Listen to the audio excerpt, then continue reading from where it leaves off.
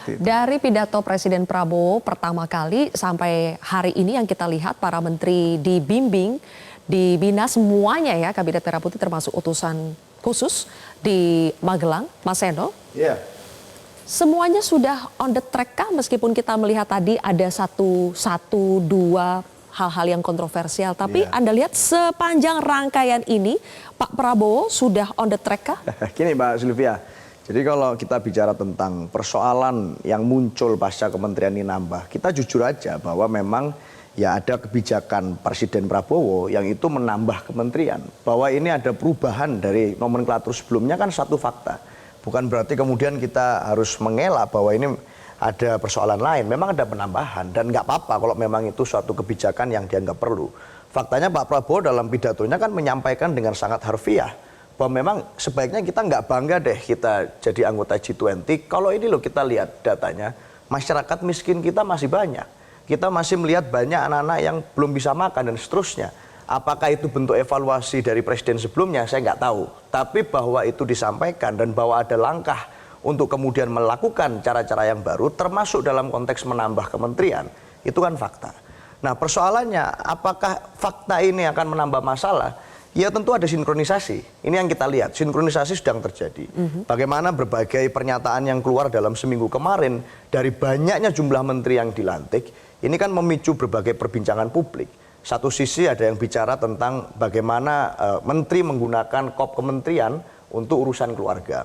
Di sisi yang lain kita melihat misalnya ada kementerian baru, menteri baru yang minta tambahan anggaran yang berpuluh-puluh kali lipat dari anggaran sebelumnya, dari Kementerian HAM misalnya. Dan ini satu persoalan yang artinya bukan hanya soal focusing, tapi memang ada persoalan sinkronisasi yang belum selesai. Pertanyaannya, apakah setiap ada kontroversi di tengah publik akan dilakukan orientasi ulang lagi seperti ini? Kan kemarin sudah pernah dilakukan orientasi awal sebetulnya. Lalu ada permasalahan yang muncul, lakukan lagi kita terjadi melihat ada peristiwa hari ini di Magelang.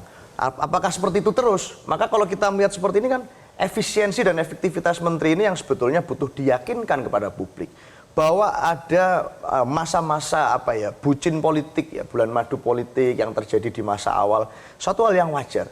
Tetapi jangan lupa bulan madu politik ini akan diuji apakah benar harmonis, apakah benar sesuai dengan pidato Pak Prabowo yang menurut saya sangat luar biasa dalam 100 hari kerja. Rakyat yang akan jadi jurinya. Rakyat yang akan jadi jurinya.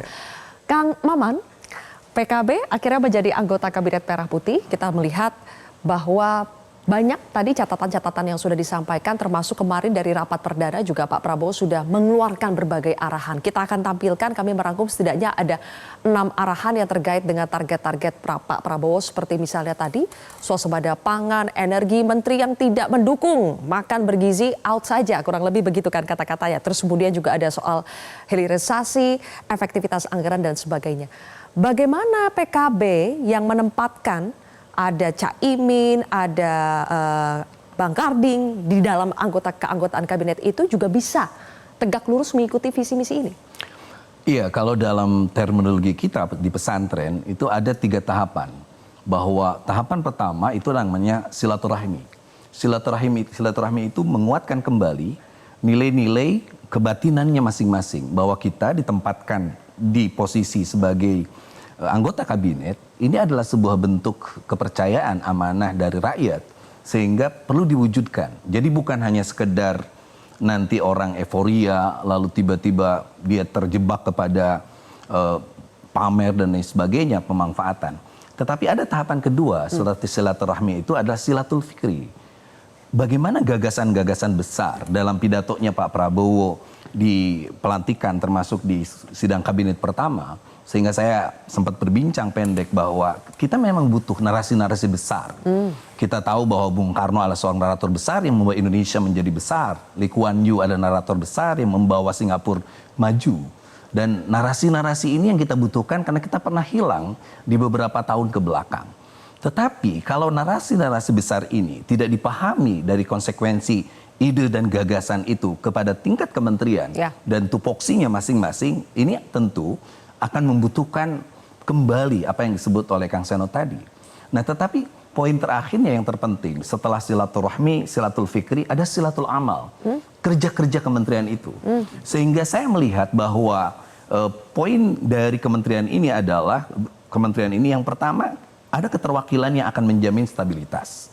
Ada prioritas-prioritas sehingga bekerja lebih cepat dan respon yang lebih baik.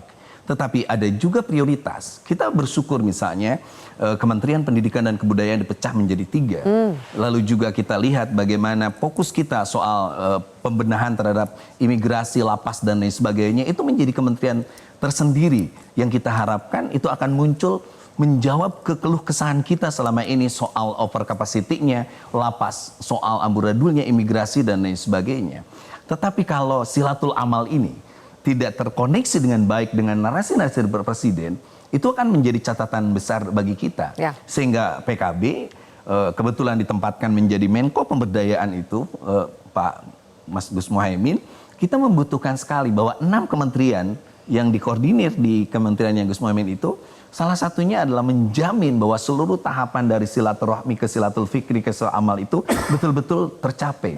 Dan kita sangat menunggu di 100 hari sehingga tidak ada kesalahan-kesalahan menteri yang menggunakan kop untuk pribadi, lalu ngomong soal anggaran tanpa menghitung anggaran dan lain sebagainya, itu tidak perlu terjadi lagi. Semua harus langsung. Istilah saya, kalau dulu Pak Jokowi bilang kerja, kerja, kerja, maka kabinet ini harus belajar, bekerja, dan bernarasi.